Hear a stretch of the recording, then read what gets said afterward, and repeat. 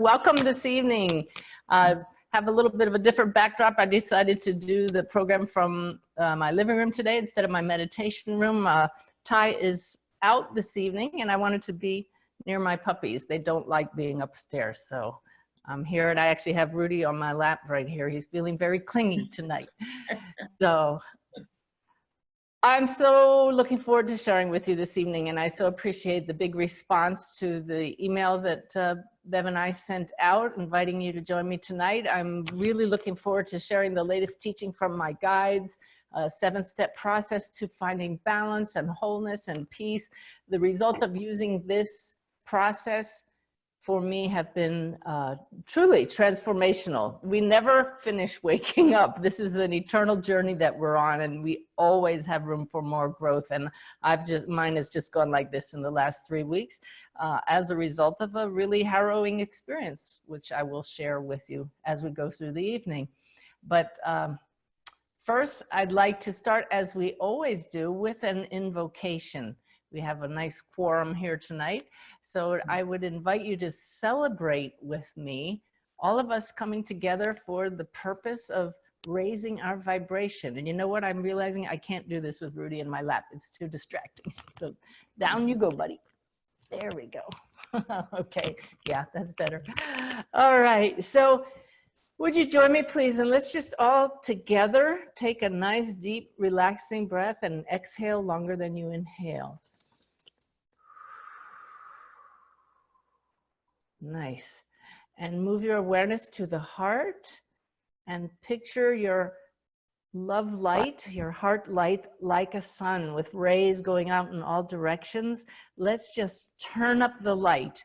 And because the light is limitless, and so are you, with no boundaries once we move our focus beyond the physical body, just see how your light and everyone else who is tuning in right now, and even on the video later, is connected by our lights. Ultimately, there's only one light, but tonight we come together to celebrate our awareness, our growing awareness always, that we all together are this light. And so may we each hear exactly what we need to hear. May I be guided by my team to say exactly what needs to be said this evening. And may, as a result of that, all of us go forth and help our world to shine even brighter as we give gratitude for following the nudge to be here this evening. And I thank all of you for the love I've felt building all day long. I hope I'll be able to send it back to you just as much. Well, super. So just one quick announcement. I'm so happy to announce, some of you probably know this already, that my book, Messages of Hope, is out in audiobook. Just came out this week. I recorded it back in April and there was a little glitch. It was held up for months and months, so it was very exciting when it finally got released. It's available on audible.com, and a lot of people have been telling me already that they're enjoying listening to it, that they love audiobooks. Me too. And they are saying, when are you going to do Wolf's Message? Well, guess what? I already recorded Wolf's Message at the same time I did that one. So Unity Books is the publisher of this one, and I'm just so honored that Unity took this project on. And so now that Messages of Hope is out, they're going to submit Wolf's Message, and that shouldn't take as long as the first one. So we'll definitely make an announcement when that's available. So I'm going to be sharing with you a little bit later, not too much later, the transformational process I learned as a result of my husband Ty's near-death experience. So that is a whole story in itself, which we'll get to.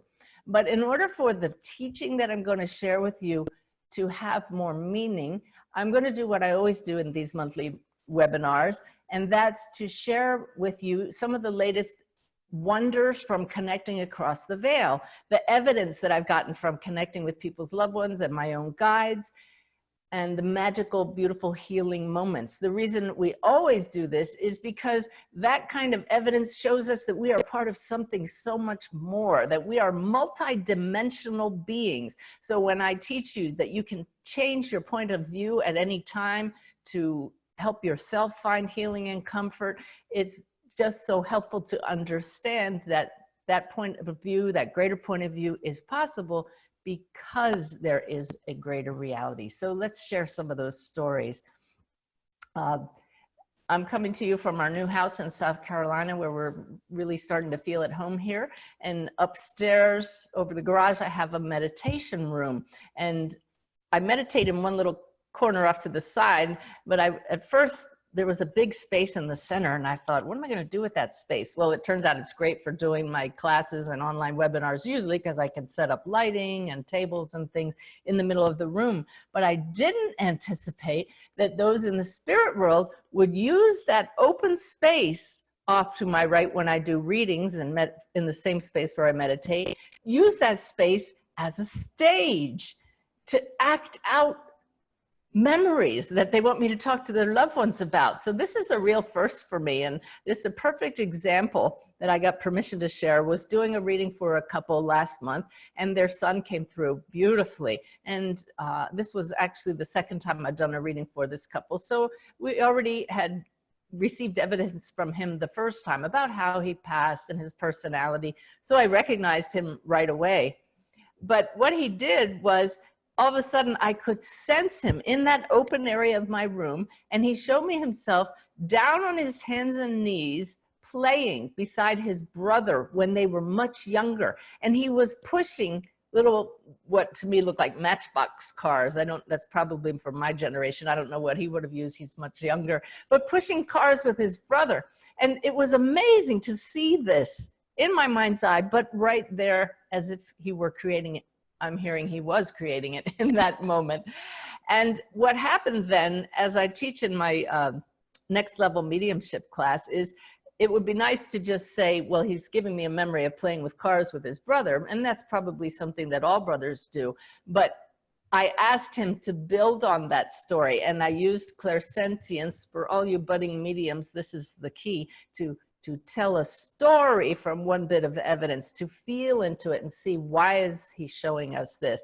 And what he showed me was, this was a very special time. He showed me the closeness with his brother, but then showed me that now his brother has a car of his own, and he's souped up the engine so much that it's really loud. I could hear the noise of the engine in my ears. And sure enough, Mom and Dad verified that when they were young, those boys used to play in the living room, play with cars, and his younger brother is now driving and is souping up 2 cars so much that my sitter said, if I were their neighbor, I would be complaining about the way he souped up the engine. So I thought that was beautiful that he acted it out on the stage, and it had a multi-level story to it. So just a little bit of spirit magic there, and teaching for those of you about how to not be satisfied with just one bit of evidence, but to open it up and just see what story they want to tell with that.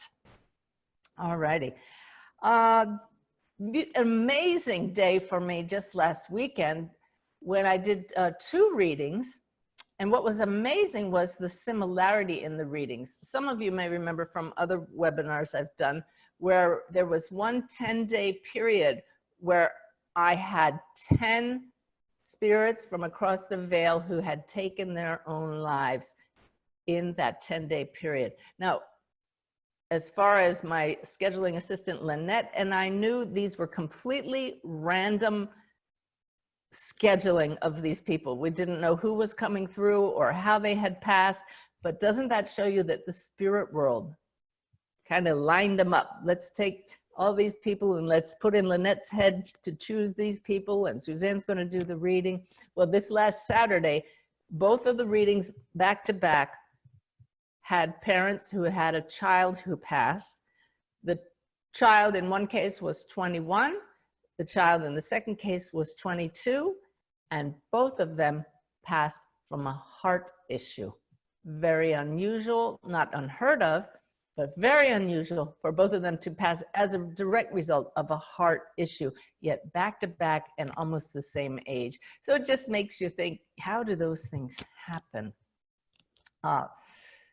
Actually, I'm hearing right now, these are just setups from the spirit world. These 2 have met each other across the veil, just like those who pass, and they helped coordinate and bring the parents together. Well, this reading, the first one that day, was actually a retry for me.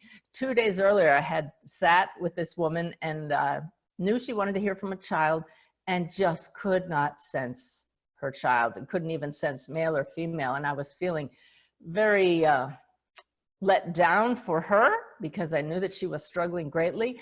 And as I teach my mediums in training, sometimes you can tell if there's not rapport between you and the sitter and if just the energy is not quite right, and I refer them to another medium. But in this case, I just felt that something was off. It could have been me, it could have been anything, but I wanted to try again. And so Saturday, I called her up and I said, can you do this reading today again? And she was willing. And I don't usually do this, but before that reading, I felt the importance of it so much that I actually prayed for a miracle because I could tell how much this woman needed healing. And Spirit obliged because I sensed her daughter beautifully. And we had one of those transformations in 1 hour.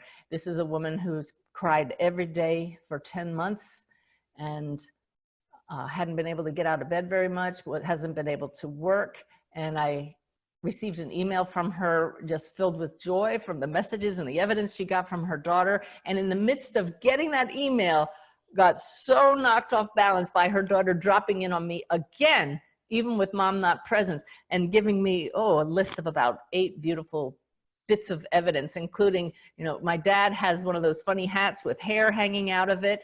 And it turns out that picture is right in their living room, framed.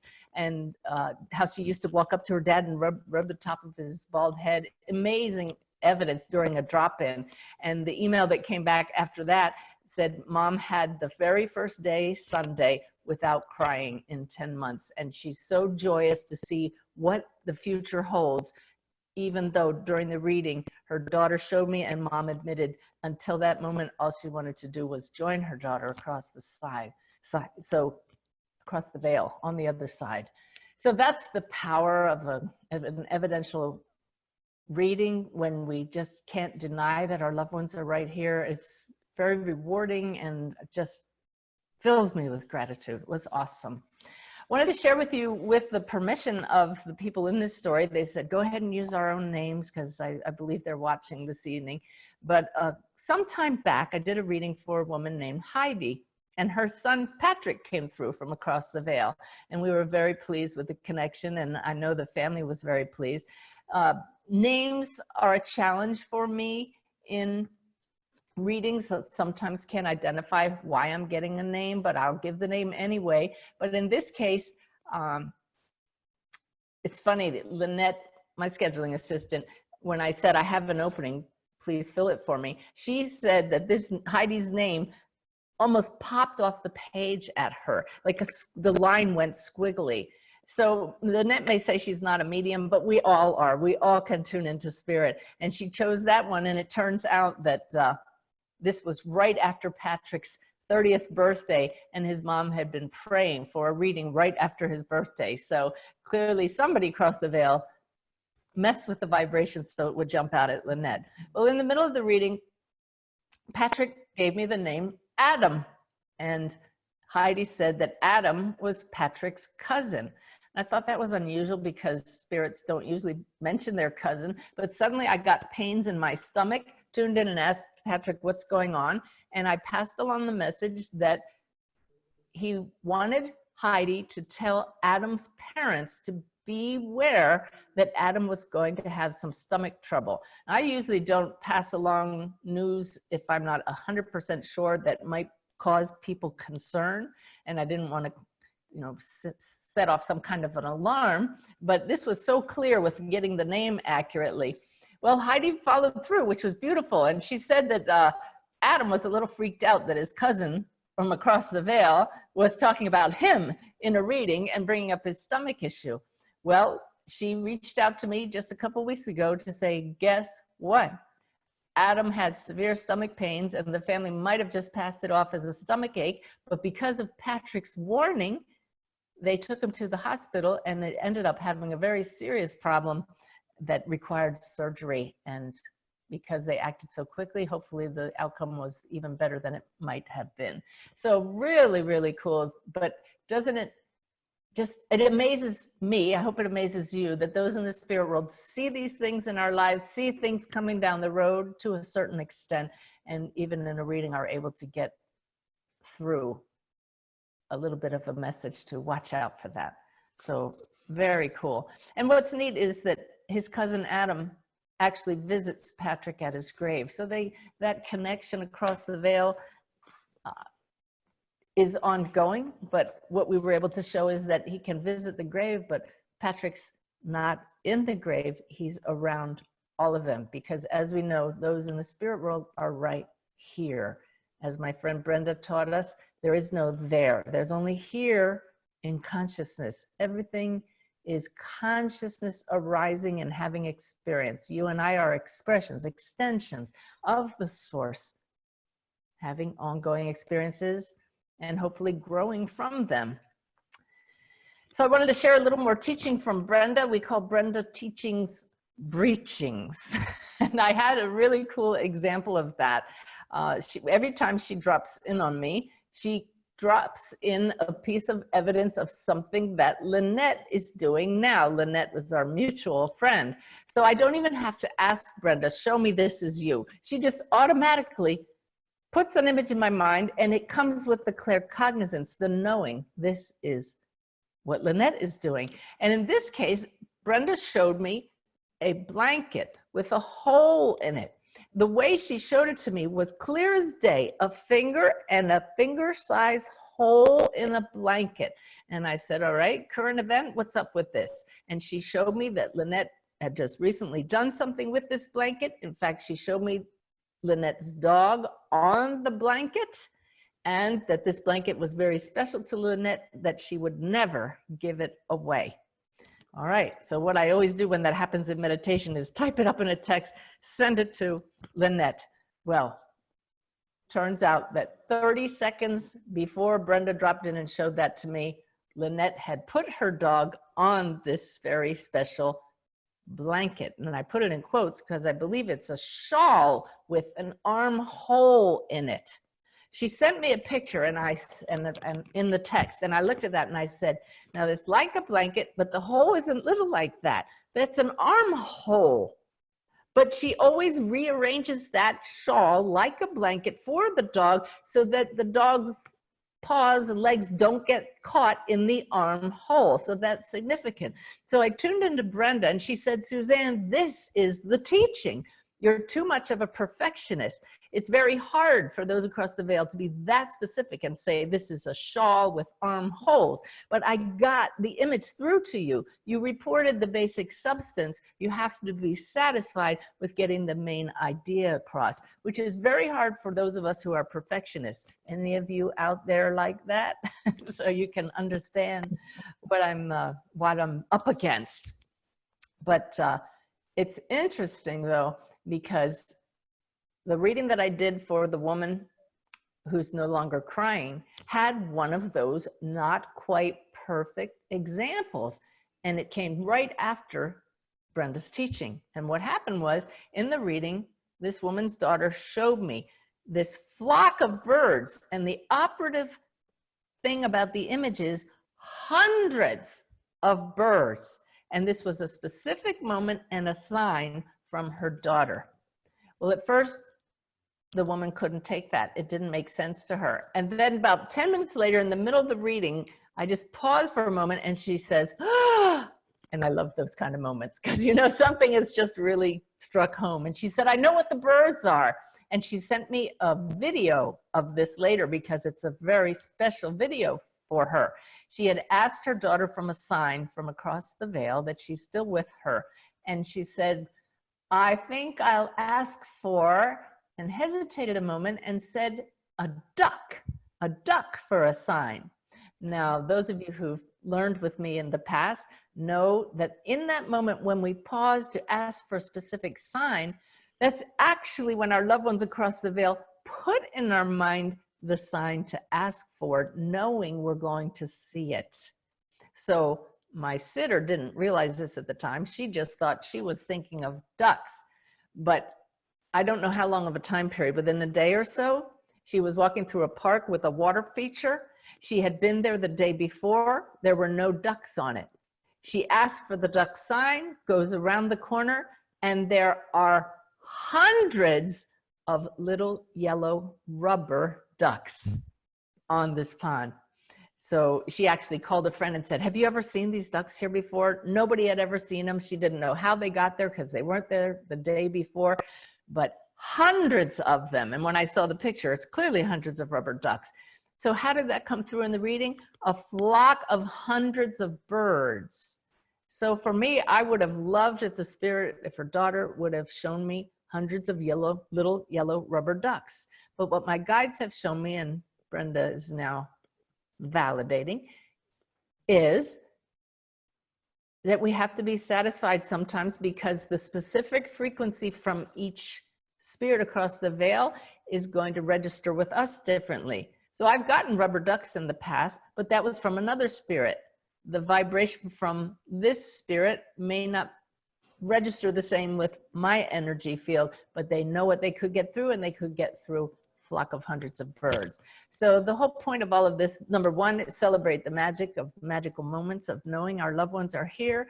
But number two, if you are a practicing medium or even tuning into your own loved ones, to be satisfied with less than perfection. I know that I've always enjoyed realistic paintings, realism. You know, it has to be exactly like you see it, but I'm learning, you can see some of my artwork on the back there, to enjoy things that aren't quite so real, that are more flowing. So if we can get to that point in our readings and be satisfied that those in the spirit are actually quite clever in getting their images across to us, then we'll be able to flow more instead of insisting on exact images and words and thoughts. Okay. All righty. So, Bev, let's take a break for a second. Do you want to tell people about development circles? Oh, sure. Okay. Some of you have heard this over and over again, but for those who are new to spiritual development circles, they are groups of 8 to 12 people who meet on a regular basis, most every week, to practice mediumship, to build the power, to increase their connections and just support each other in that growth. They go back, way back to the 1800s when the first spiritualists sat in these circles. So we facilitate people getting connected to have a circle. And we have several going on right now. If you are interested in being in a spiritual development circle, and these meet online because you're scattered all over, I try to make time zones convenient. All you have to do is send me your name, your location, and I will try to keep time zones together. And when we get 8 to 10 to 12 people who are we're ready for a new circle, and we'll have a leader, and you take it from there. Suzanne and I don't sit in on the circles or monitor them in any way. They're independent. I have an information sheet that explains all of this in more detail. So I'm happy to send you the information sheet if you'd like to look that over first. But if you would like to get your name on that list to be in a spiritual development circle, and I'll put my email in the chat box and we'll have it on the recording. Send me an email with your name and where you are time zone wise. And right now we have 2 new leaders who are looking for a circle. So we can easily accommodate, another 24 people or so on 2 circles that already have leaders. And we also have an animal communication circle that are looking for more members. So if you're specifically interested in that part of connections, let me know, and I can hook you up with that circle. What did I forget, Suzanne? Nothing at all. Just to stress that this is a commitment on your part, that if you're going to agree to be with a group, they're counting on you. You all create this energy together. And so really think this through if this is something you want to do. The groups, some of them meet weekly, some a little bit farther apart, but it's all about building the power, about using that group energy to raise your energy and be able to attune to spirit.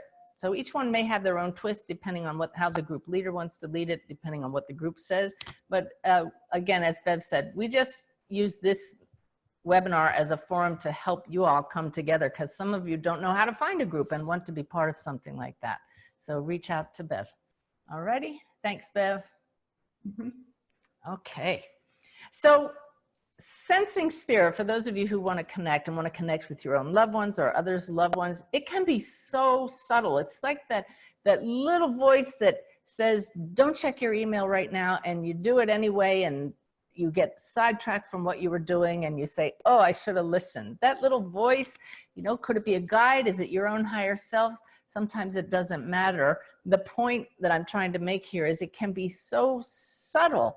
So I would like to encourage all of you to really work on following those very subtle bits of inner guidance. The more you do that, then if you're going to be working as a medium, you will learn to trust how subtle some of the things that we sense in a reading are, and your readings will flow so much more easily. So it is all about building our power, our own vibration. What do I mean by that? We all are light beings. This form that we see, our physical form, is just one aspect of us, but we really are like orbs. There's this energetic light around us. It has boundaries at one level, and then we're just the light itself at another level. We get to choose which level, through which level we see the world, through our human lens, our light being lens, or simply from being the light itself. The key to sensing those in spirit, I believe, is integrating all of these lights into one whole awareness of who and what we are. And so in order to become more whole, we need to balance the three aspects of our experience here on earth: our physical,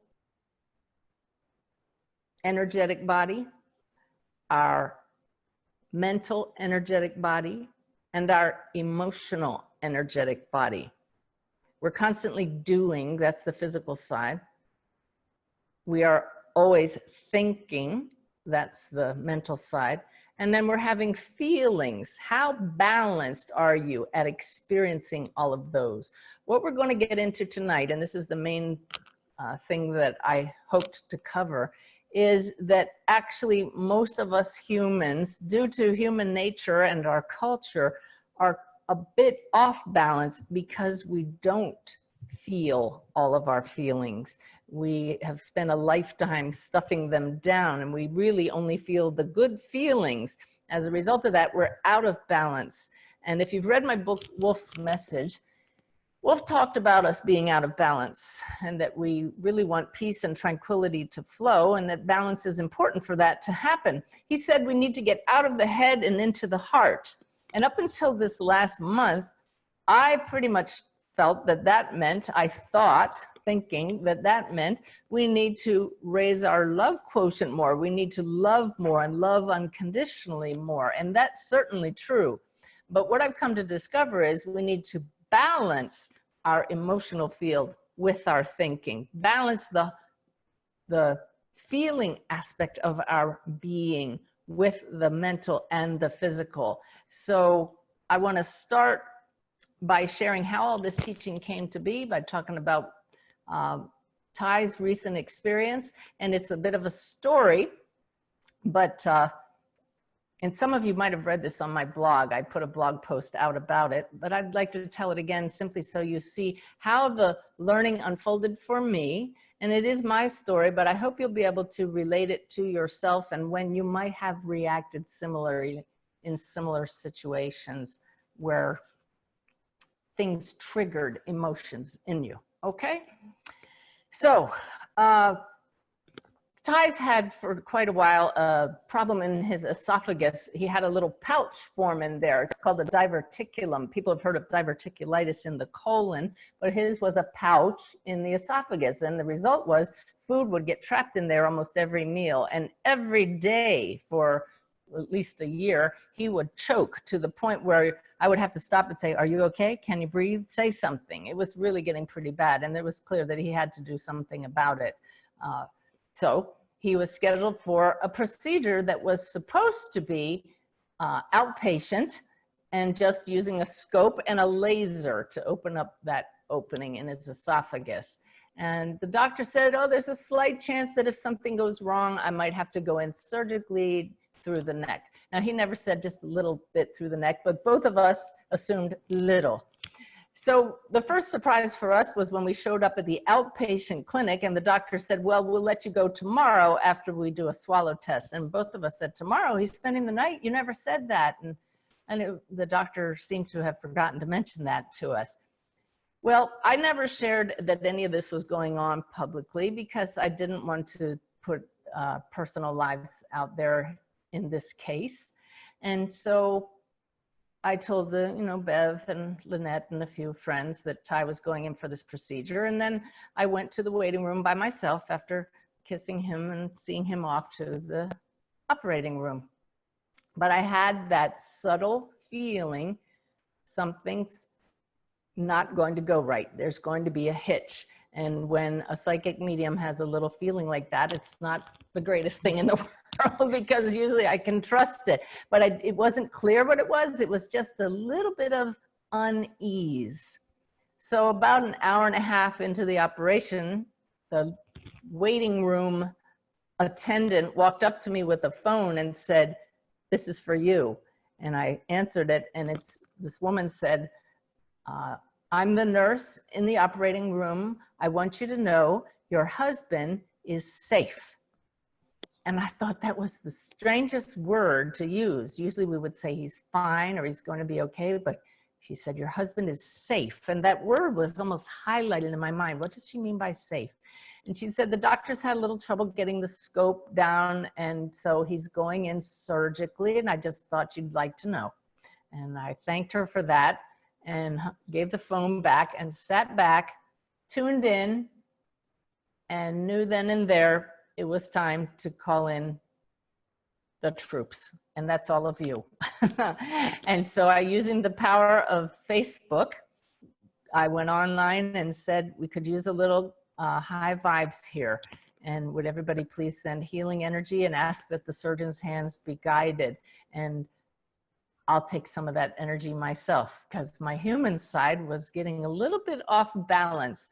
It's very easy to lapse into what ifs, and I didn't really go there. I felt pretty good, but there's this undercurrent of unease. And let me tell you, immediately the posts started coming back on Facebook. I was checking, and immediately I felt a calm settle over me, and I knew that everything was going to be okay. In fact, so good that I actually fell asleep in the waiting room. He was in there for several hours. Next thing I know, the doctors tapped me on the shoulder, and he came out and he said that Ty would now have to be in the hospital for 5 nights.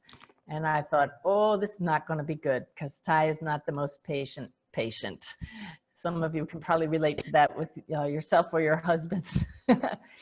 So when I was able to see him, it was a little shocking to go into the hospital room because now instead of a little opening, he had a scar this big, straight across here. It's all bandaged up, and he had a feeding tube taped all across his nose, and he had a drain coming out of his throat, stitched into his throat with blood draining out of it. So this was really shocking since we had not been expecting that. And I'm really grateful for all the energy that was coming, sensitive to energy. I could feel it coming at him and at me. So the power of prayer and healing energy is amazing. That's lesson number 1 for all of you. It really, really makes a difference. But I didn't realize that it would make such a difference later that same day. Well, normally, those of you who've ever seen Ty and I interact with each other, anytime we've been apart, even for an hour, our eyes light up when we see each other again. So I've been apart from him for hours, and it was hard to be apart, and I expected him to say, "Oh, honey." Instead, he was furious. He was angry. He's like, what did they do to me? I'm not supposed to be here. And he was cursing like a sailor. It was interesting. That's the way I'll put it. And I tried to tell him everything was going to be fine. And he said, I should never have this done. And he finally said, I want you to go home. And I said, no, I want to be with you. And he kicked me out. It was dinner time and he sent me home. Well, home was an hour away in the dark on a 2-lane road and it was raining. So it was a little bit of a stressful ride getting home. And I didn't want to call him later that night because I knew he'd need his sleep.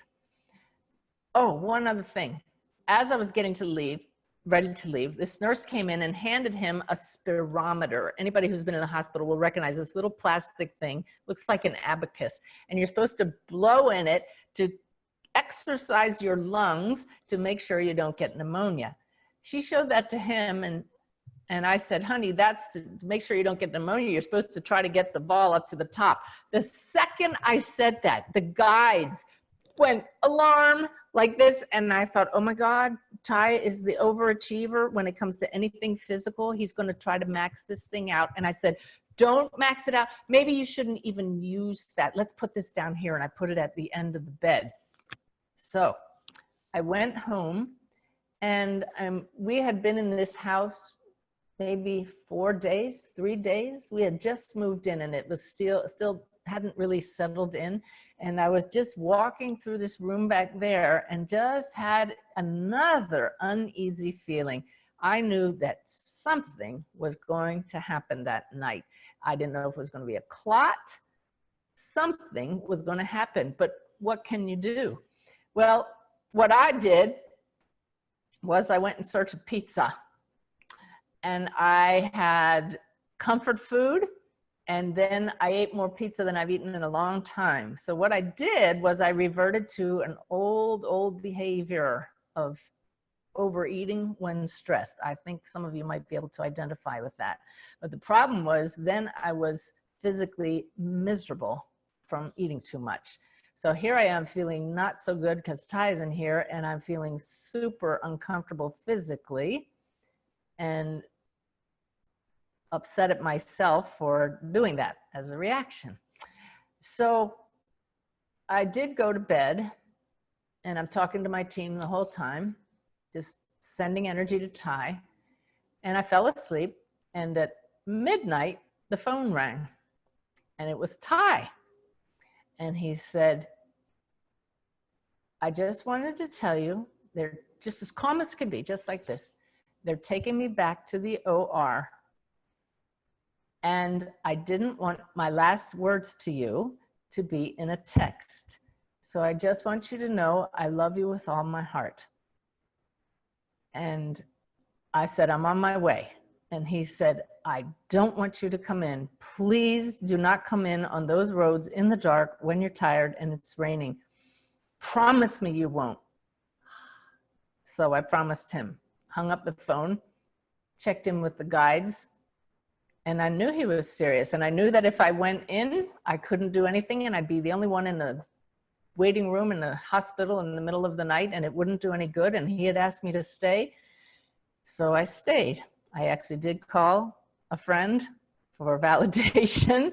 Is this the right thing to do? And she said, yes, stay where you are.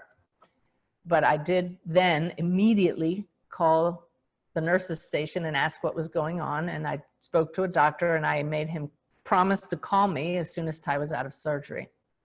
So I did get a call a couple hours later. Your husband came through the surgery fine and he'll be in the recovery room through the rest of the night.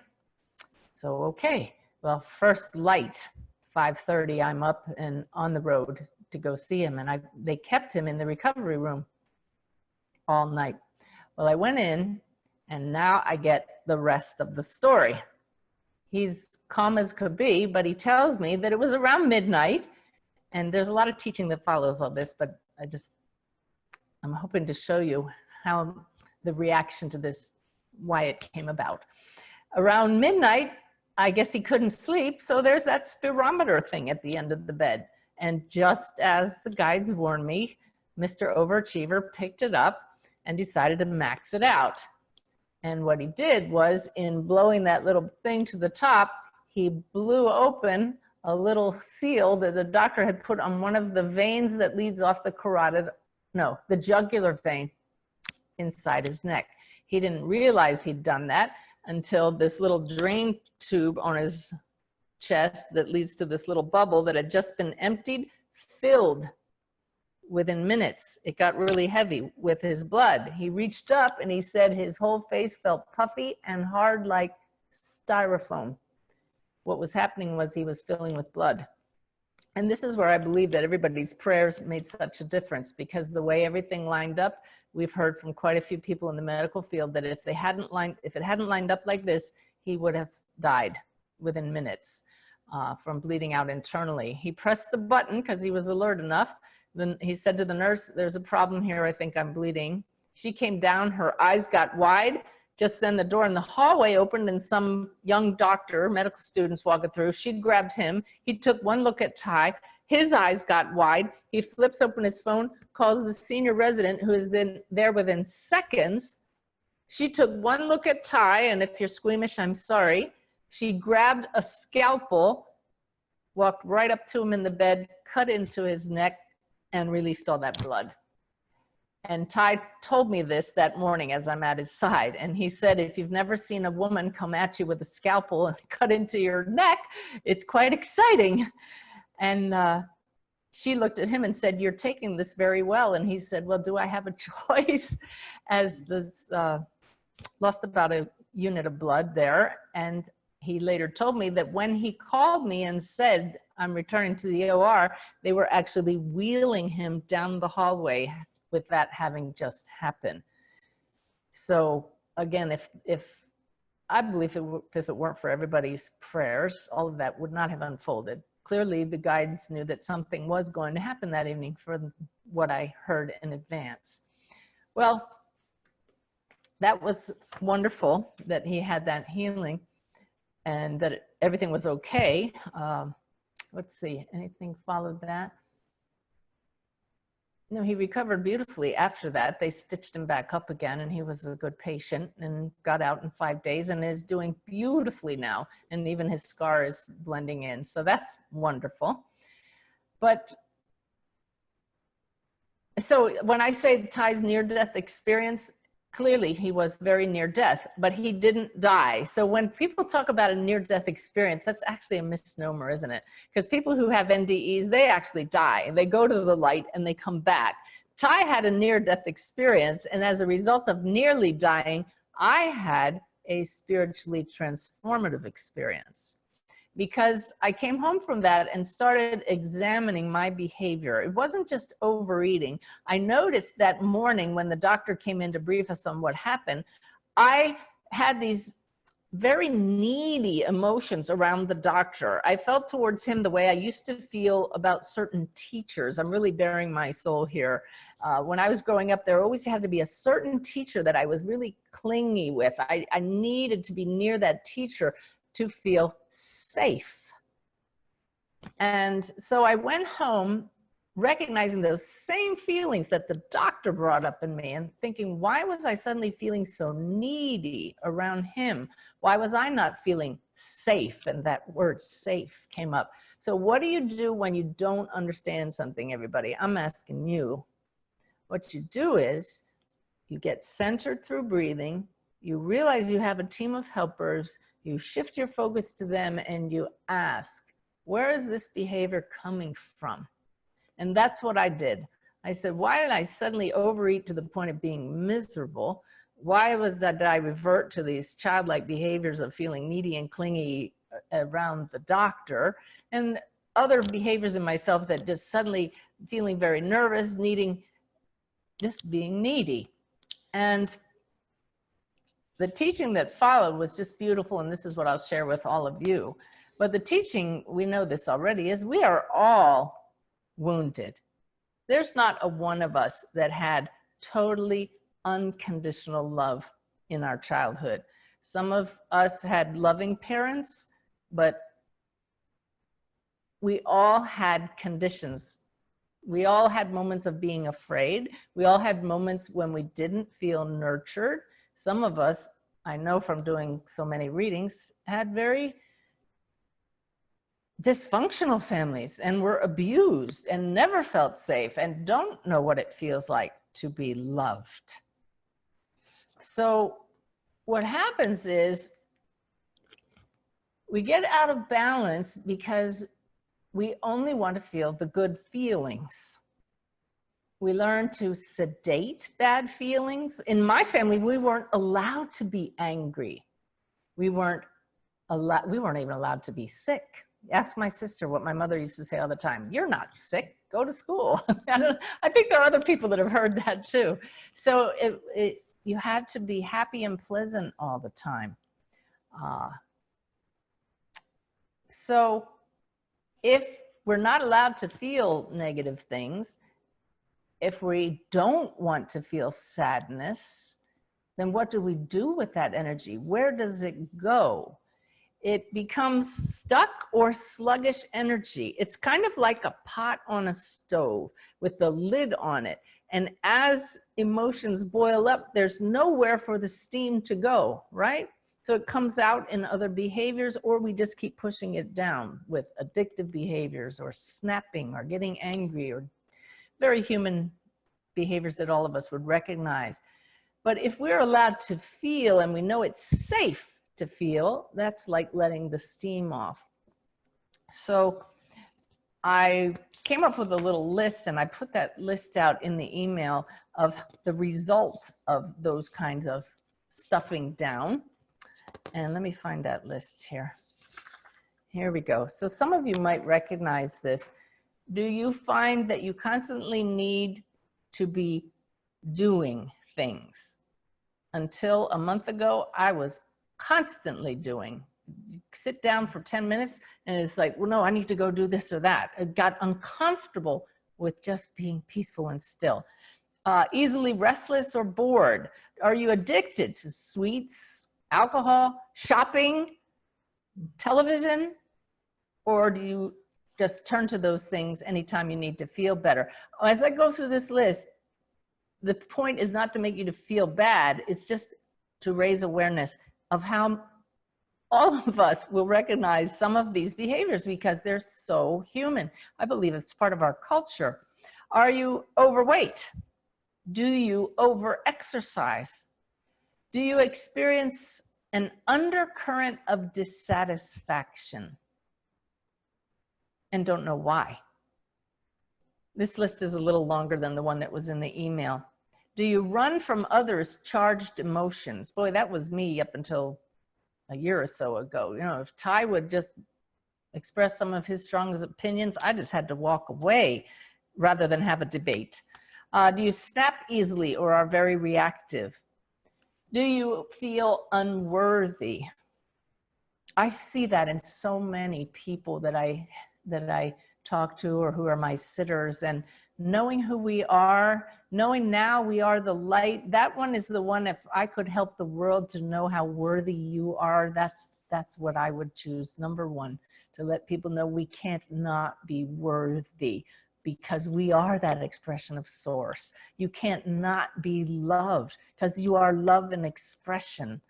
But if you're feeling unworthy, this process I'm going to show with you will help you uncover your worth. Do you have a pattern of being in dysfunctional relationships? I just heard somebody say, oh boy. Do you need attention from others? I mean, really need it. Do you need others' approval? Are you easily affected by others' comments about you? Do you need to be in charge? Do you lie or fib so people will like you? Do you smile when you don't feel like it? Do you ever cry and don't know why? Okay. Do you say yes when you want to say no? Do you do something to impress others? Do you ever manipulate others, no matter how well intentioned? Are you critical or judgmental of others? How about, can you not handle it being quiet? I know some people who keep a television on 24 hours a day. Do you need to have the TV on all the time or the radio? Can't stand being alone, must be in a relationship, or become anxious if you can't check emails, texts, or social media regularly. This is a list that came to my mind after the guides showed me how to overcome all these things. This list was just so easy. It just flowed out of my mind because these are very human characteristics, at least in Western culture. And so if you recognize yourself in there, I'd like you to smile and say, well, that's because I'm human. All right. The one thing I want to stress is there's nothing wrong with you. We are all perfect expressions of spirit. We are all in evolution, and spirit loves the joy of taking awareness of these types of things and transmuting it into something more loving. So that was a bit of a heavy list as I went over it, but the whole point is when we know those feelings, then when we feel the opposite and we live a more balanced life, it feels so doggone good. And that's what I hope I can help you to achieve this evening, if you identified with any of those. You know, you can raise your hand. I think Bev showed you there's a little button on the bottom. Isn't there, Bev, that says raise hand? It used to be. Huh. Oh yeah, they're raising hands. Raise your hands if you identified with, I would say, at least 25% of the things on that list. Ever been there? You can just click raise hand. Yeah, it's at the bottom of the screen. Look at the numbers flipping through there. Oh. Yeah. So if you're feeling bad or feeling alone, set that aside. All right. Our culture tells us, and there's even a song that says, well, you're only human. But the reason I shared the stories about the other side at the beginning is because no, you're not. We are human and we have these behaviors. But if you want to rise above those behaviors and find the peace that is always here, the peace that is your birthright, if you want to no longer identify with those behaviors, then we need to identify with yourself as a soul, an eternal soul who came here to have these very human experiences and overcome them and feel joyous from the growth of it. And be able to see the difference that happens when you become aware and awake. What does that mean, to become aware and awake? To become aware, I am the light. I am a spirit. Spirit is guiding me in every moment. And I can change my human behaviors because I choose to or not. Okay? All right. So I doubt that any of us had perfect parents, right? And so when that nurse said to me, your husband is safe, and the word lighted up, my guides showed me that I did not feel safe as a child. And what happens is when you in some way are wounded before age 7, that sets up a pattern. And anytime there's a trigger, we revert to childlike behavior. We go back to what we learned as little kids. My mother would look at me the wrong way and I knew I wasn't safe. And it wasn't abusive, but I certainly felt that there were conditions on the love. And I know my mom knows I love her to pieces across the veil, and I loved her when she was here, but she was doing the best she could. All of us are wounded. And when we can see that those who somehow led to us pushing down our emotions were also wounded, that helps us raise our compassion level. So something triggers this steam that's building up in us, or let's call it a charge. A charged emotion is like an electrical charge, and there's nowhere for that energy to go. So something triggers it and we snap, or we spark like static electricity. We're walking around with charged emotions that we don't allow to be released. And the beautiful thing is we can learn to feel those emotions in a healthy way, and then there's no more charge. We've let off the steam, we've let off the static charge, and they simply flow through us. Now we have energy in motion instead of stuck in us. So I realized that one of my challenges was I never felt safe. I never felt nurtured. So I turned to Ty to help me feel nurtured. And when Ty was in trouble, I needed nurturing from the doctor. And when I was a kid and I didn't feel safe at home, I needed nurturing from the teachers. And that's why I was always so clingy. And that's why I would need a fix, a Ty fix. If I didn't hear from him for a couple hours, I'd get really antsy, but I never knew why. It was because as a child, I didn't get that. Anybody relating to this? I hope this is making sense to you. I'm going to show you a process for how to get past that. So that list that I read to you earlier, we're going to go over that list and show you that it's completely possible to not behave that way, which is incredible. And I'm walking proof of it because it's in just these easy 7 steps, very possible to change. So let me just get straight to the process. Yeah, that's a good thing to do. And then I'll take questions about this later. But our true nature is perfect balance. This is what Wolf came to teach us.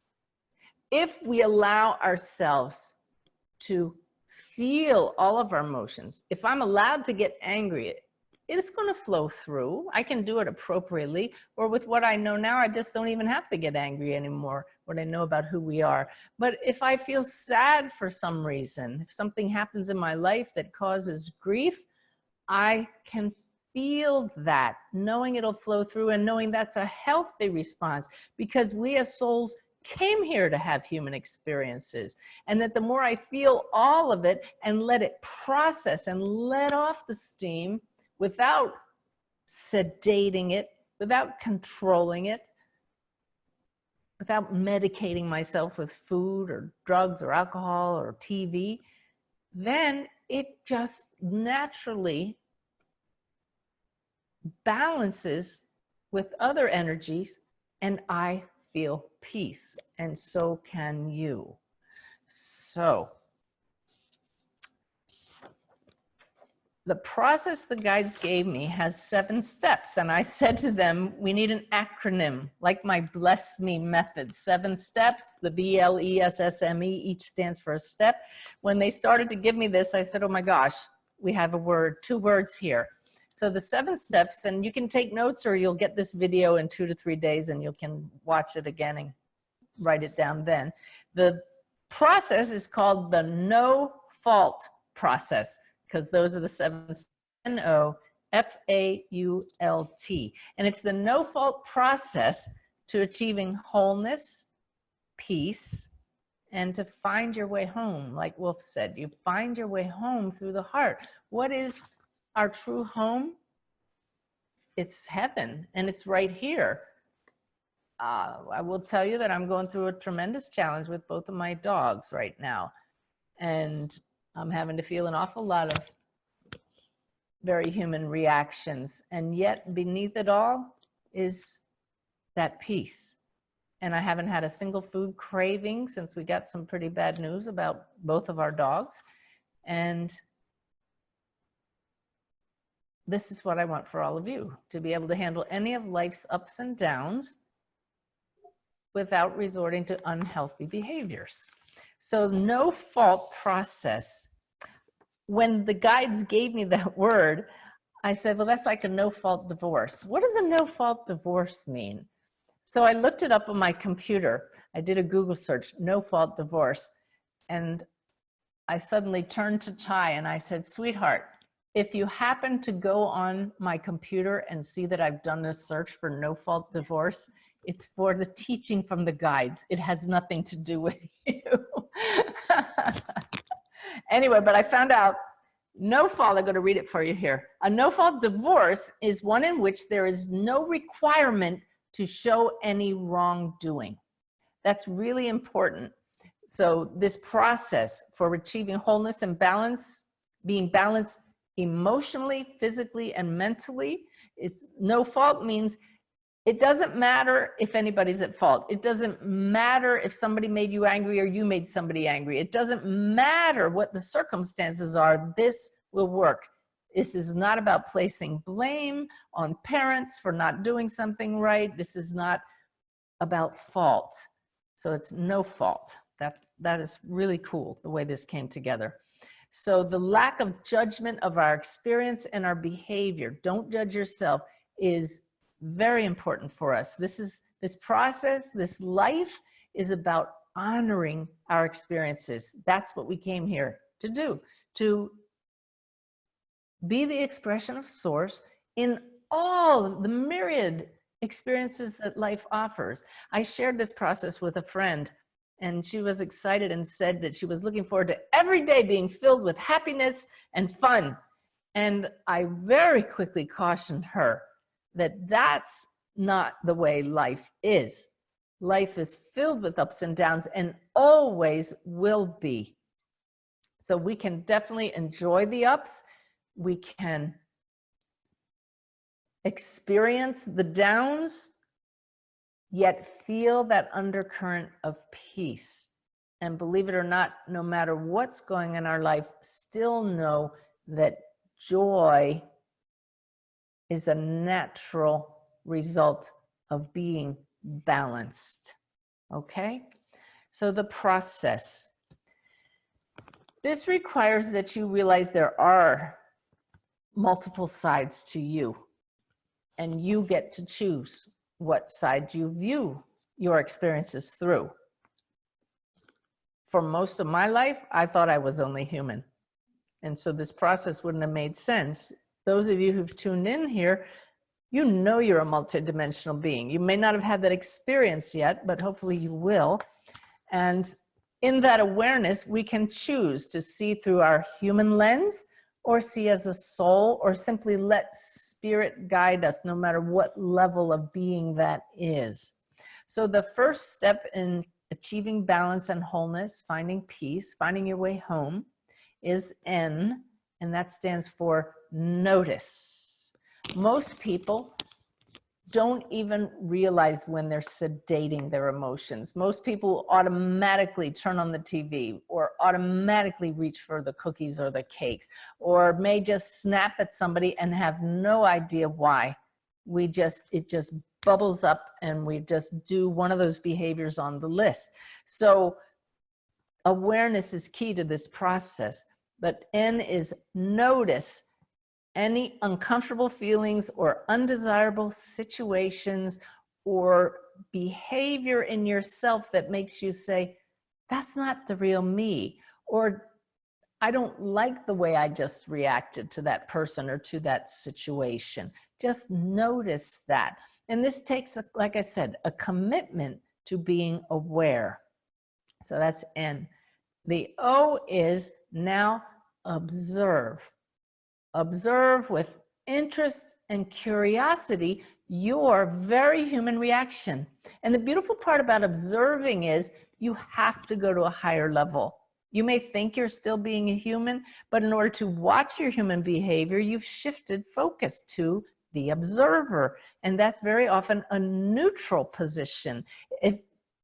The more you come to understand the soul, you understand the soul does not judge our human behavior.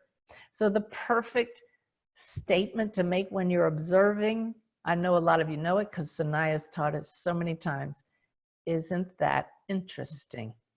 So I could have berated myself the other night when I overate the pizza and was miserable because I was trying to comfort myself because I wasn't feeling safe because my husband was in the hospital. But in this case, I would have noticed, oh, look at that. I reverted to overeating and now I'm miserable. Isn't that interesting? Instead of saying, well, you can imagine the many things we say to ourselves when we beat ourselves up for being human. So very important in observation stage here to remain neutral and compassionate. Don't label your behavior as good or bad. Very important. Don't label. And try not to analyze it yet. So that's N-O. Now, no fault. The next letter is F. That F stands for feel. Feel the emotions that want to bubble up. We're going to start to let off the steam, but it doesn't mean get angry or burst. It just means to allow it to flow. When you watch your emotions, you're really living for once, and they may feel horrible, but because you're allowing them to flow, and that's also the F here, feel and flow, because you're allowing them to flow, they don't get trapped, and they really don't have to stick around too long. I'm going to be honest with all of you. It was just yesterday we found out that Gretchen, my beautiful little black dog, is not going to be with us very long. And I haven't cried yet, and I may or I may not, but I just keep having these moments of grief that well up. And as my friend Irene and I were just discussing earlier, you can really get lost in that, but you can also say, stop. I choose to feel the sadness, but I also choose to focus on the tremendous love she's brought me. And I will always have that in my heart. And that's a choice. But in the meantime, I didn't stuff down that feeling. I haven't had a single food craving since we got the news about Gretchen yesterday. That's a miracle for me. I haven't wanted to run away. That's a miracle. It's because I'm acknowledging this. I'm acknowledging and allowing, and that's the next step. A after F, right? Acknowledge that this emotion, whatever you're going through, and this experience is valid and can result in your soul's growth. Come here, you. Come here.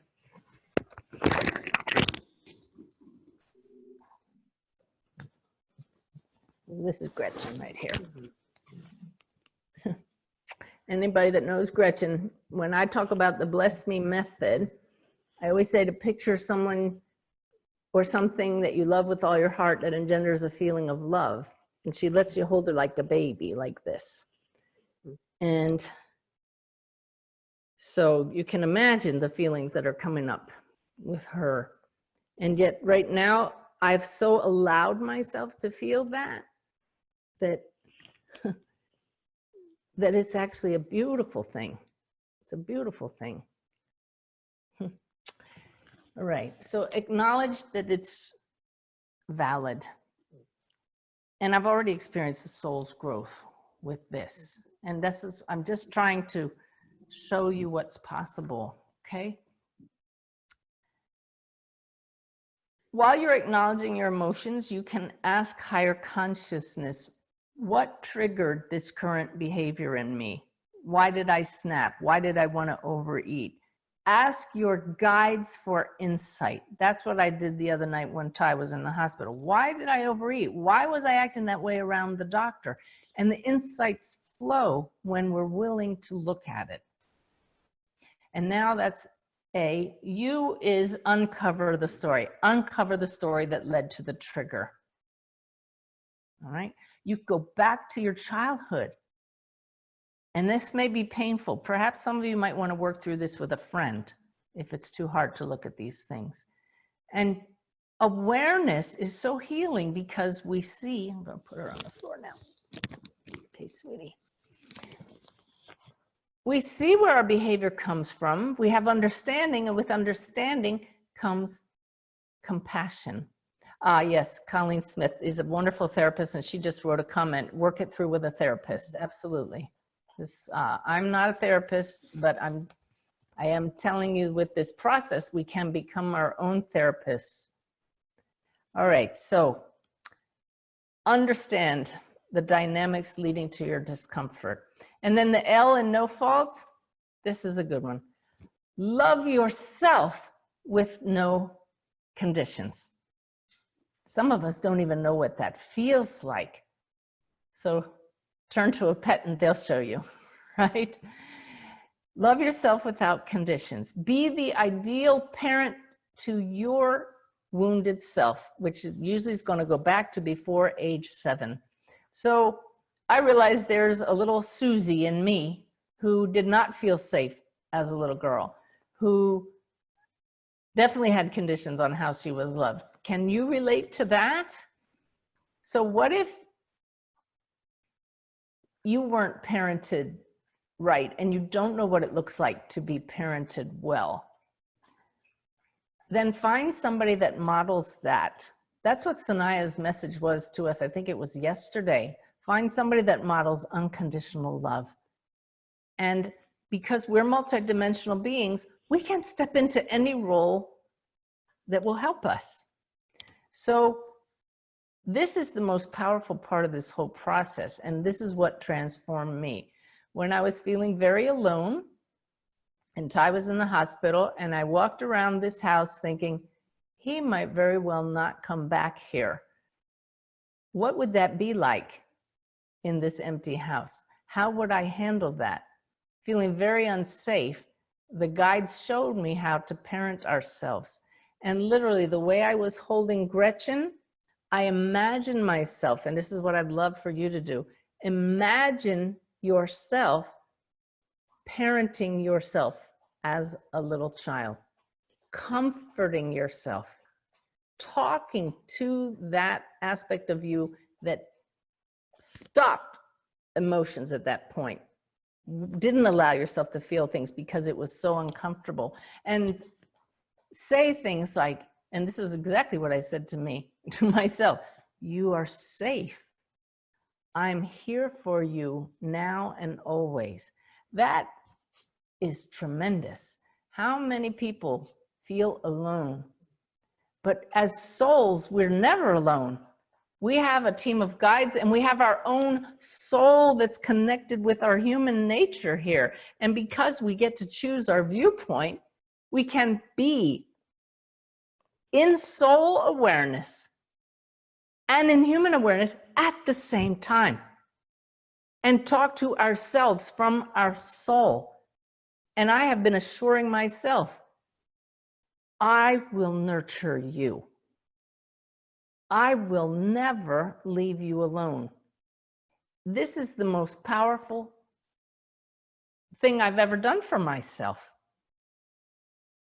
because you no longer have to depend on anyone. You no longer have to turn to anyone. But if this isn't making sense to you, then I'm really going to recommend that you ramp up your meditation practice so that you get to experience pure being and the multidimensional nature of yourself. Other phrases you can say, I love you and I will always love you without any conditions. You can act out, you can be however you want, and I will love you. You can look however you look, and I will always love you. I am here for you. Isn't this what every human always wanted to hear? Always wants to hear, still needs to hear, and yet we can give it to ourselves, and then we're no longer dependent on others. How about saying to yourself, you are fine exactly as you are right now. You don't need to change a thing. If I said that to you face to face, wouldn't you just eat it up? But you as a soul can say that to the wounded child in you that never heard it when you needed to hear it and needs to hear it now. And when it comes from the heart, you can believe it. How about saying to yourself, you are not damaged. You are worthy. I see you. I am here to nurture you. There's no need to fear anything. You know, you are the light. You are a light being. If you set the intention to find healing through self-nurturing, it's not your human that's going to be doing this. You'll come to feel a presence. You won't mind being present anymore. You won't be uncomfortable with being present, because truly you will be allowing the light to flow through yourself, and it's transformational. So who is really doing the speaking when you're doing this self-talk? It's presence itself, divine presence, the Holy Spirit speaking through your mind to the human side of you that got a little lost, that went off on a little journey. Incredibly powerful. And so the final step, that's the loving part. T, continue talking. It can be two different things: talking, self-talking, or tap away any high energy that you need to resolve, any really uncomfortable feelings. I've done other sessions on tapping. You can look up EFT, emotional freedom technique, tapping. I've done a lot of tapping in the last few days as I uncover charged emotions, and they just dissolve. So create a very nurturing environment for you. And what I really recommend is you do this anytime you notice yourself feeling scared, feeling unsure, feeling unsafe, feeling unworthy, feeling angry, craving something, any of those reactions that you suddenly become aware are habitual for you. And just take a moment and comfort yourself, nurture yourself with this process. Notice your behavior, observe what's going on, N-O-F. Feel the emotions that you are trying to sedate and cover up. Uncover what's really at the root of that. Are you afraid of something? Are you feeling scared? Are you feeling lonely? So acknowledge that's valid. You're human. Acknowledge it. A-U. And love yourself unconditionally. Talk to yourself and tap away any charged emotions. Whew. So I just wanted to share with you that immediately the things that I've seen in myself that was like a miracle, like I told you, with the issues that came up with Gretchen and Rudy right away, is allowing myself to feel it and not giving into the triggers. I think one of the biggest ones is recently Ty exhibited a behavior that in the past would have resulted in me being very needy and clingy with him and not feeling comfortable with my response. And there was zero response on my part, which was something completely new and different for me. I just allowed him to do what he was doing and didn't manipulate, didn't control. It was miraculous. And this was just after 23 years of this dynamic that we had going on. So I hope that some of you can recognize places in your own life where you might be able to try this. What I recommend is having that talk with this little child every day when you wake up, saying, okay, I know there's somebody in there that's had a whole lifetime of not facing this or that, but I'm going to keep you safe. I'm going to nurture you. I will be here for you always. It's amazingly comforting and hopefully very helpful to you. So let's look back at this list now. Where's my list? Here it is. So let's turn it around to something more positive.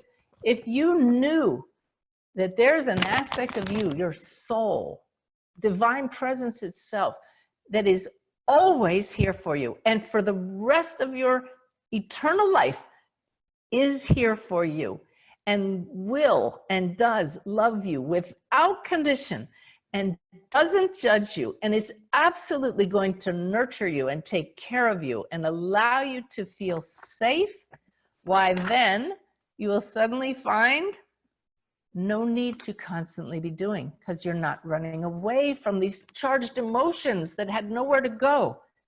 You will not be easily bored and find yourself restless because you're suddenly experiencing peace. You won't turn to sweets, alcohol, or shopping or things just to feel better. You might enjoy them for the sheer enjoyment of them, but the moment it turns into a craving, you say, I love you so much. And that nurturing feeling feels so good that suddenly the craving goes away and you forgot about it. That's stunning. You may just find that excess weight just starts to melt away because you're no longer holding on to charged emotions or turning to food. The need to over-exercise isn't there because you have this pent-up, non-moving energy. Undercurrent of dissatisfaction goes away. Because why we're dissatisfied is we don't feel loved. We don't feel appreciated. We don't feel safe. We don't feel nurtured. We're human, but you're also a soul. Use that awareness that you are a multidimensional being and bring that into your human awareness. You are so loved. I am here to nurture you. You have nothing to fear. I will take care of you. You won't run from others' charged emotions because you're no longer charged. You're not setting, they're not going to set you off. And it's actually quite amusing to watch others do their thing and you're no longer affected by it. You won't snap easily or be reactive. You will feel worthy. See, we're turning around this whole list. You will no longer need to be in dysfunctional relationships. Wow. You won't need attention. You won't need approval because you're getting a constant supply of it from your soul. This is so obvious to me right now. I just don't know how I didn't see it for decades, but hopefully it's helpful to you. You are not easily affected by others' comments about you. Somebody emailed me yesterday, and I happened to mention what was going on with Gretchen, and their response showed that they've never had a pet or didn't understand how we can love pets as much as we do, like family members. And their response at first struck me like a knife to the heart and was incredibly painful. And I wanted to lash out. And I noticed where that was coming from, and I just let it flow and suddenly felt nothing but compassion for that other person. Compassion. And again, would that have happened if we didn't know we could nurture ourselves? No longer need to be in charge. The soul's in charge. There's certainly no longer a need to fib or lie to people so they love you, because you love yourself, or you have a soul that loves you so much that it's finally seeping in that it's okay to love yourself.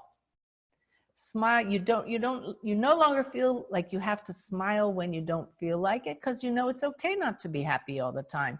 This too shall pass. Beneath it is peace. You may not feel the need to cry and don't know why. That will probably just disappear like the steam when you take the lid off the pot.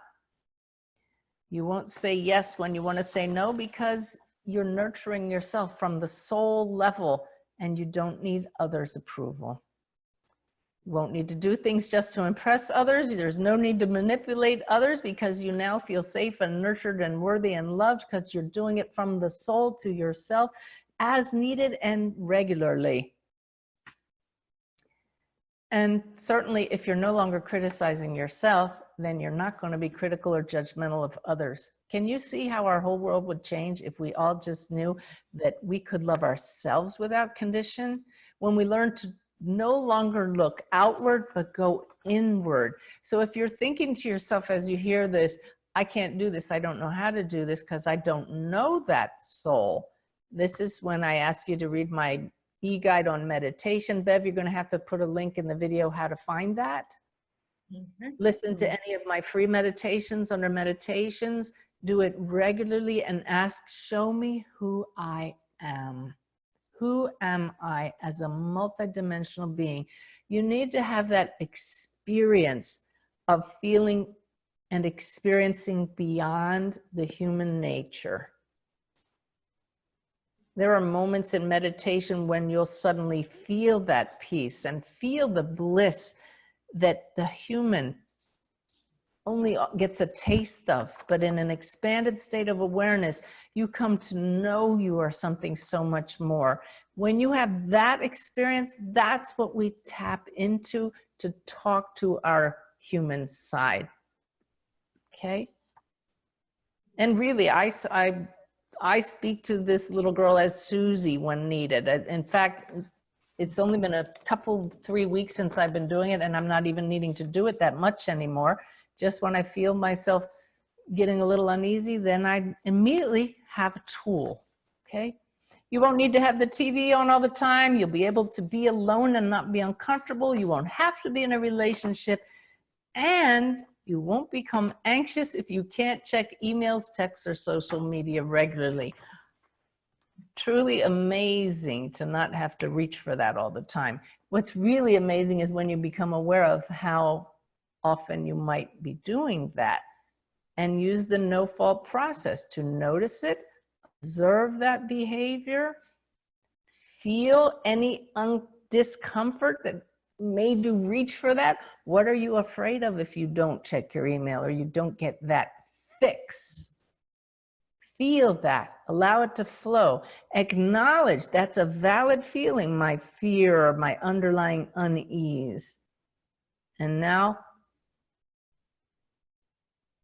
unconditionally love yourself, uncover the wounded child that's in there, love yourself and talk to yourself and possibly tap out any of the discomfort that you feel.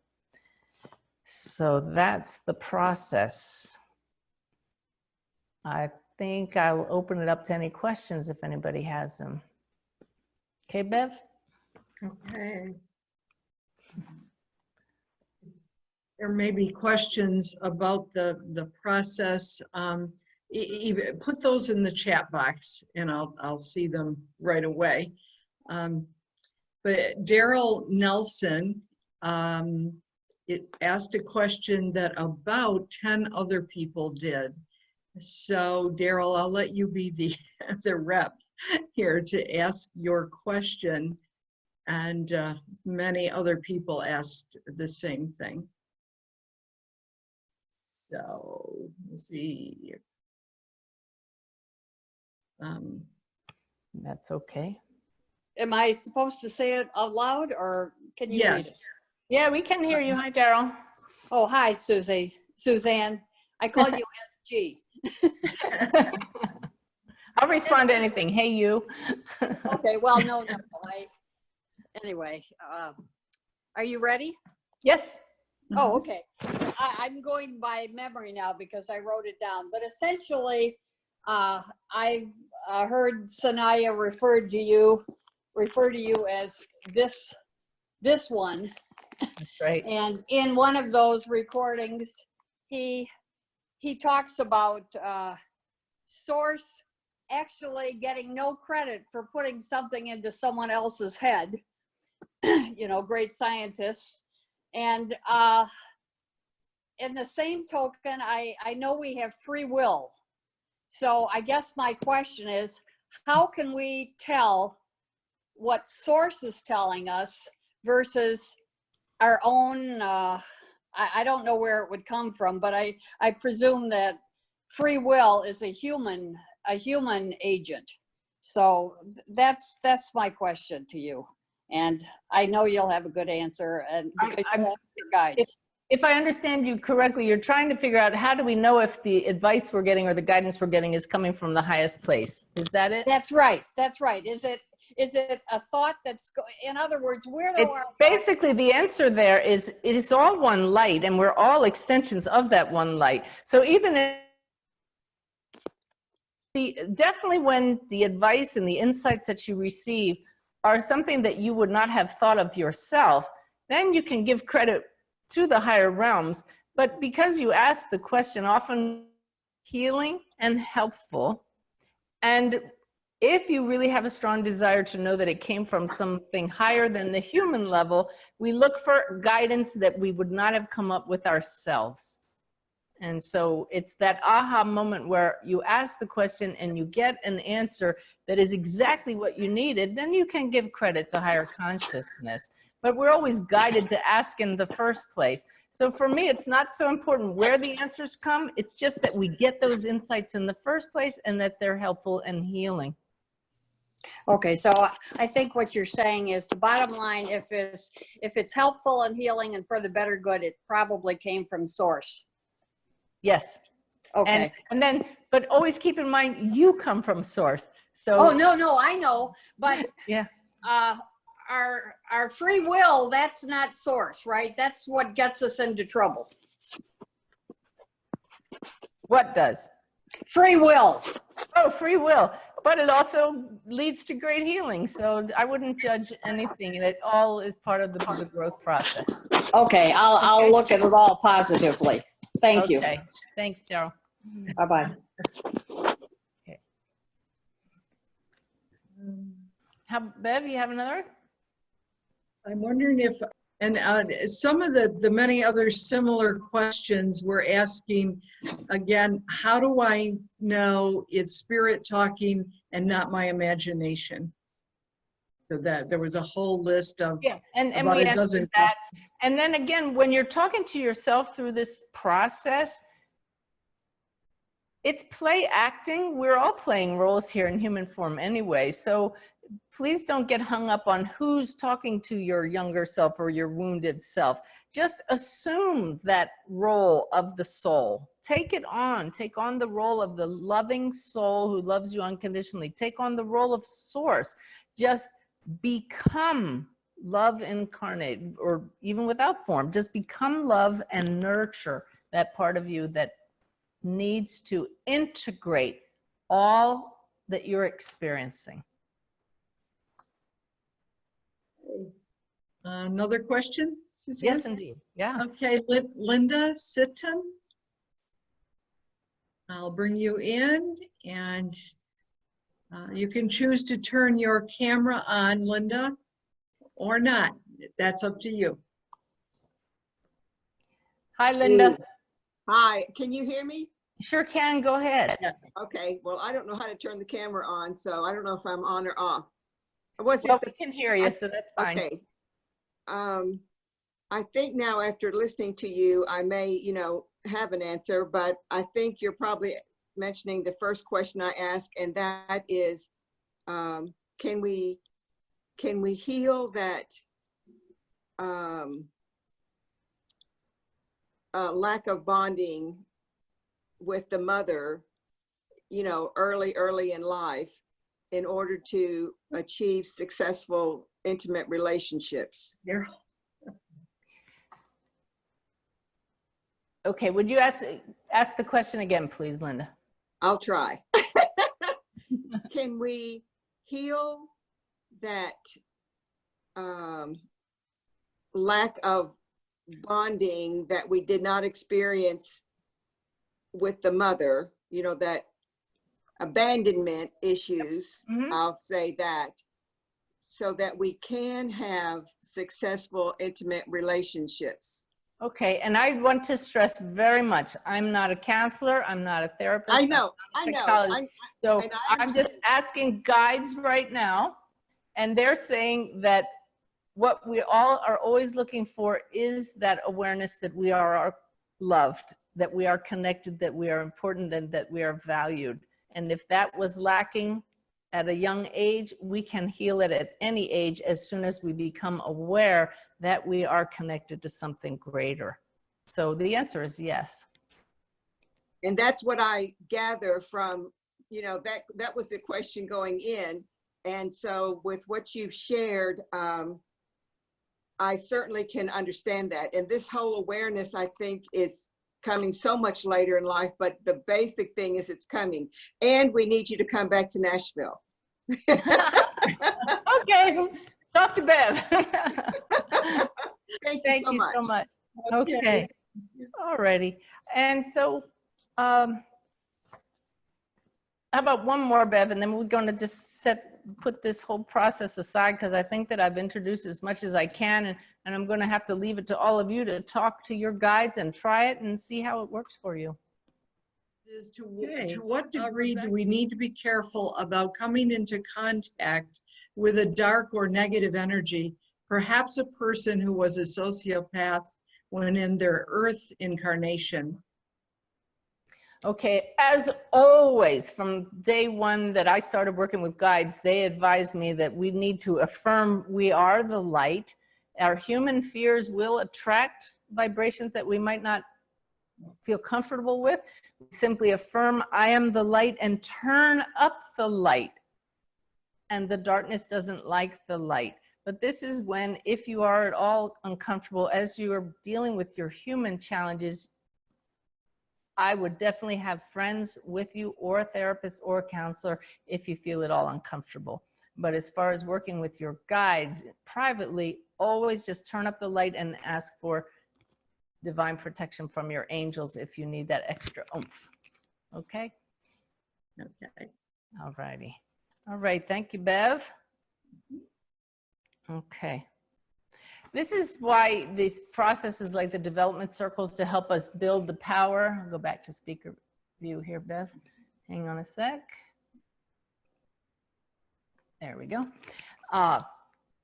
Building the power is a daily practice where we affirm, I am the light, and turn it up.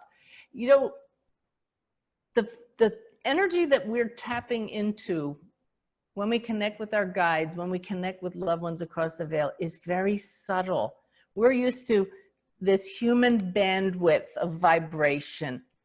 But the more we clear out our dense emotions, the vibrations that we haven't been allowing ourselves to feel, the more we discharge those energetic charges, the more we let off the steam, using a bunch of analogies here, now we can really begin to feel the subtle vibration of spirit. And those of you working as mediums, if you work through this process and truly allow yourself to feel everything, the bumps, the not so good emotions that will flow through us just like the good ones do, then we'll be able to truly hear the still small voice within. So I hope that that really works for all of you. Talking about the power, I taught this in my Shift Network class recently, that I use sound canceling headphones sometimes to meditate in the morning, and they have an on-off button, but they also have another button. There are two buttons on them. And one day I was pushing the button and nothing was happening. And I realized this is an analogy that you have to first turn on the power before any of the other buttons will work. Well, how do we turn up the power within ourselves? How do we raise our vibration? Simply by recognizing that the energy is constantly available, but with our focus and intention, we turn up our light. We draw in more of that light into our awareness. So we're the ones who build the power. It's already present. We just turn it up with intention. So we have to just, it's like pushing the power button. We say, I want to connect with higher consciousness. I'd like to have an experience of who and what I am. I'm going to build the power. And that's the benefit of these development circles that Bev was talking about earlier. Let's see. With a few minutes to go, boy, we talked about one big topic tonight. I would like to open it up to any general questions about any topic, spirituality, the afterlife, mediumship, that anybody would have for most of our time left. Okay, Bev? Okay. Bev, I'm going to let you just ask people's questions rather than bring them on, because that was getting a little bit hairy. Marcella asked a good question. Suzanne, I know that group prayer is powerful, but what if a person doesn't have a large group of people to call on when there's a need? Can one develop a group of spirit friends to call on? Can that be just as powerful? Wow, that's a great question. And I'm going to have to ask the team for that answer. Hang on a sec. Oh, big lip twitch. And the spirits say that you are more surrounded by light beings than you are aware. And that the power of prayer does not depend upon the number. They're telling me that I would not have had to have 500 people praying for Ty for the same results to have happened. So they want to know that you're not at a disadvantage for being limited in how many humans you know. It's the power of your intention, that direct call, but they're also making sure we understand that affirmative prayer is highly beneficial, much more than supplicative prayer. Supplicative is where you say, oh God, help me, oh please send help, when we don't always know what is the greater picture from our human level. Affirmative prayer is, I'm affirming that the greatest good will take place today. I'm affirming that all is well, that in the case of Ty, that the doctor's hands be guided. Affirmative prayer helps us to remain in that position of knowing that we also are the light, that we are connected to this benevolent light, and that we're not in a needy place where we're needing favors. We are affirming, and that helps to hold the higher vibration. So what they're saying there is, so then don't get lost in the neediness and feeling you're all alone. Affirm you are part of the light, which is indivisible, and therefore tapping into all the power that's available. Okay. Okay, another question Rebecca asked was, do people maintain their same personalities after they make their transition?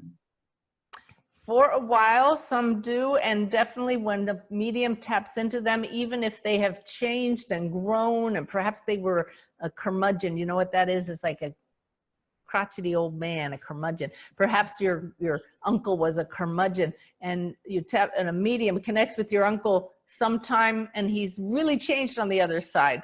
He's going to show up as that curmudgeon so that you recognize him, and then show you how he has changed. So we take with us immediately the personality that we had, and then it's up to us how rapidly we change across the veil, even though there's no time. Okay. Okay. V asked a good question. So much is said of raising our frequency, raising our vibration. Do physical ailments affect this, or is it purely a mental thing? Whew.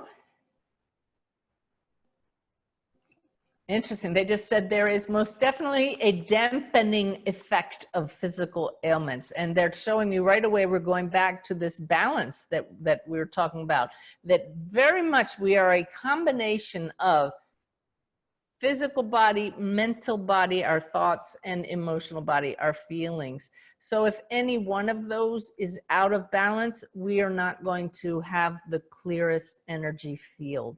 So absolutely. And that's why when I'm not feeling well, if I have a cold or something, I always check in with my team and spirit and say, how's my field looking? Am I up to this reading today? So it's not necessarily, I've given readings when I have a cold and they've gone well, but it will affect your vibration. Okay, good questions. And Claire asks, when doing a demonstration, how do the spirits decide who gets to talk to Suzanne? Or any medium. Or any medium. Okay, and the guides right now, oh, they're so clear tonight. I love this. They can see a medium and your energy field. It's like it's, wow, cool. They're showing me a light with like a number, like the frequency. Well, that's her frequency, and you're this frequency, like 93.7, and you in the spirit world are the perfect match for that medium. And a demonstration of mediumship is all about showing this whole audience that mediumship is real, that life is eternal, that the soul is still right here. So we need the best possible match, but also we have several people who are a match, but this soul up here has a very healing message for their loved ones. So you have top priority. And they're showing me that it's this whole sorting out process across the veil for the greatest healing and for the greatest demonstration of the whole point of mediumship, which is that consciousness continues. Oh, great. Cool. And Victoria asks, are there any subtle differences in how you connect with Sanaya versus connecting with spirits who have passed over, other than just setting a different intention?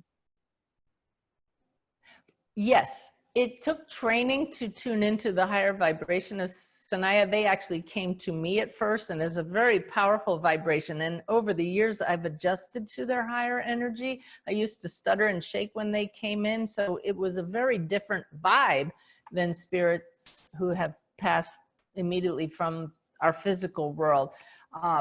Now they're so present with me, and we can all get to this point, that it's just, I know they're always here. And I'm so used to their energy that I just turn and ask a question and I get an instant answer. Whereas loved ones in the spirit world, I would actually have to possibly work a little harder to tune into somebody whose vibration I'm not used to. And that is a different level that we're going to. So in the beginning, it was easier for me to tune into loved ones across the realm.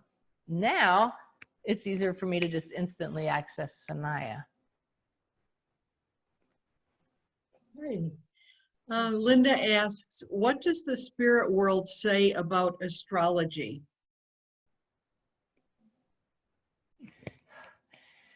Whew, they say you can trust this as a viable and valid method of understanding the path that a soul takes, why they choose certain families because of their patterns of energy and experience, all based upon patterns and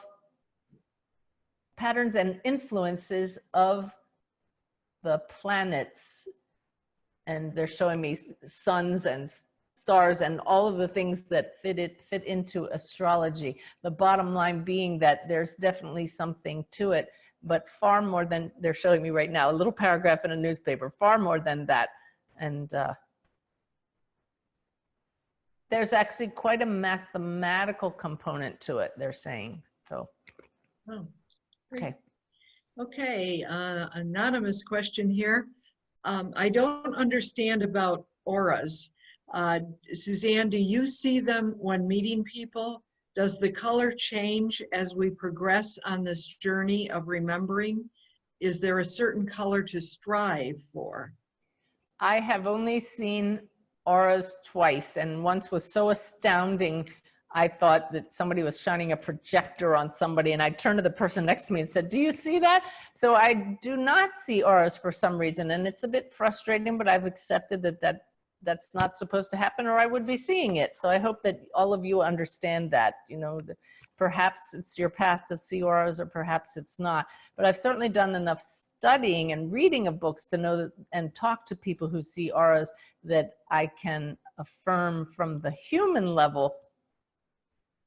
I can affirm from the human level that people can see illness and such, but my guide said, why would you want to do that? People want to hear from the higher level, and the higher levels say, they have said repeatedly, they can tell everything they need just from a soul's light, from the vibration, and it most definitely becomes brighter as one works to clear out the denser vibrations, which is what the process we learned this evening can definitely help with.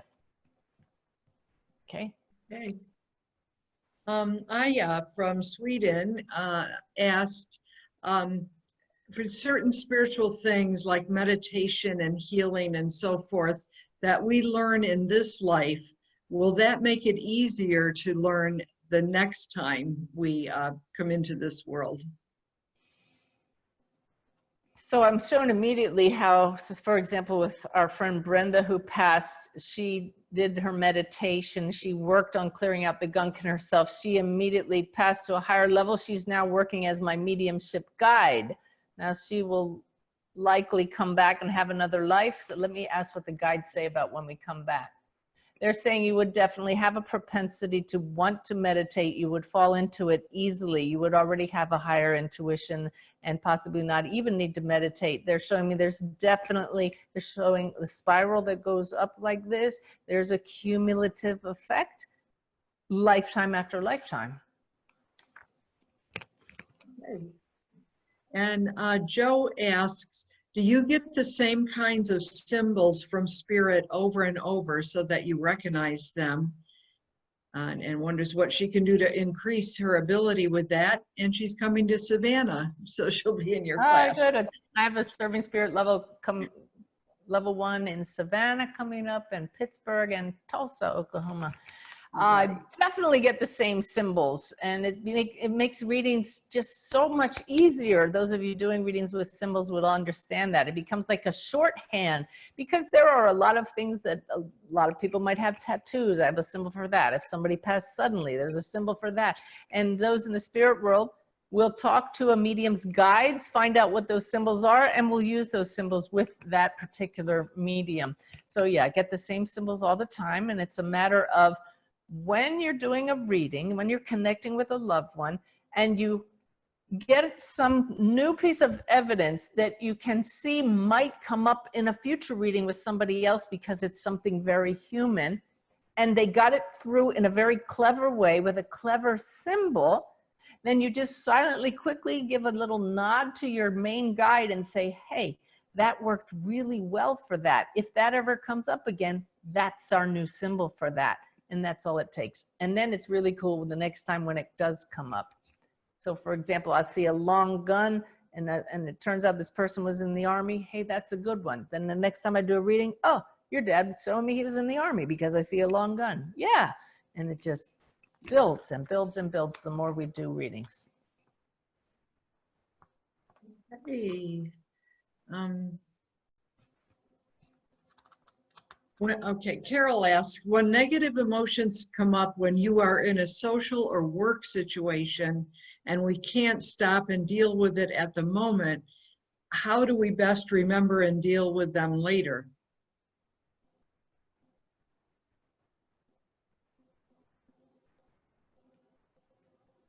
I'm sorry, but I'm trying to find an example of when we couldn't stop and deal with it instantly. This is the beauty of this path, that you can instantly, through awareness, catch yourself on the spot, say, isn't this interesting? Shift and ask your guides, what is the right response now to this person? What is my most loving response? What can completely turn this situation around in this moment? And miracles happen when you just shift to the heart.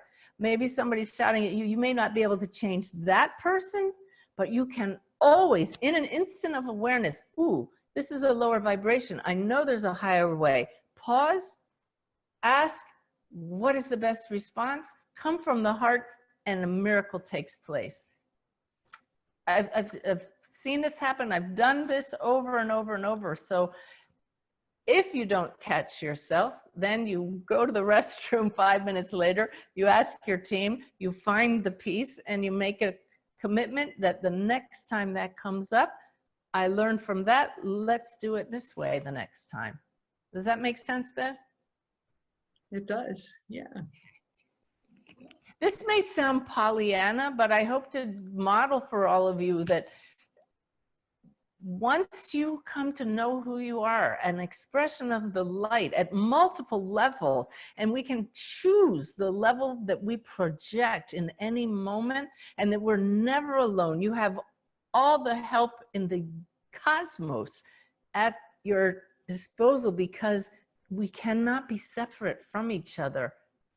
Then our challenges are still present, but we know that we have help and we know we can access that, and that changes everything. We're no longer helpless, and we find the strength and the courage to deal with things because they are part of the innate essence of the soul. Okay, I'll take one more question, Beth. Okay, this is a good one to end on. Annette asks, did Sanaya bring us all together for this webinar tonight? I get the feeling that they have. Always, always. It's amazing. I was just so grateful because this has been so helpful to me. This process, and I know it's just me, but I know that it will help many of you. And there's always a reason. Hopefully you heard something today, even if it's just one little thing that you're going to try. You don't have to change anything. Remember, we may be wounded, but none of us is damaged beyond repair. This is the part of life. It's ongoing. The best part of life is that we get to make choices. We get to grow. And even though some of it is so hard, and I'll just be very blunt, and some of it just sucks when we have to deal with the pain of being human, to see the growth that results from showing up and saying, I feel this nudge in my heart. And I don't know if you can hear us on your end, but it did freeze up. There we go. I'm laughing because it's like, whatever. This is another thing. 1 month ago, I would have lost the signal and had a fit. And now it's just like, I'm just flowing. So I hope you all can get to that place too. I did a radio show once and completely dropped the signal in the middle of my radio show and completely knocked off balance. Yet 2 weeks ago, completely dropped the signal in the radio show. There wasn't even a flutter in my emotions. It was just, I noticed it, I observed it, I said, okay, it'll come back, and it's peace. This is what I wish for all of you. But you know, it'll come as it's meant to come. So be easy on yourself, be gentle on yourselves, love yourself to pieces. Your soul already does, and so do I. Thank you so much for joining me. Bev, thank you again for making this so easy for all of us. And see you all on Facebook or the radio show or back here next month, wherever. But please just go out and love yourself to pieces. All right? Good night. And,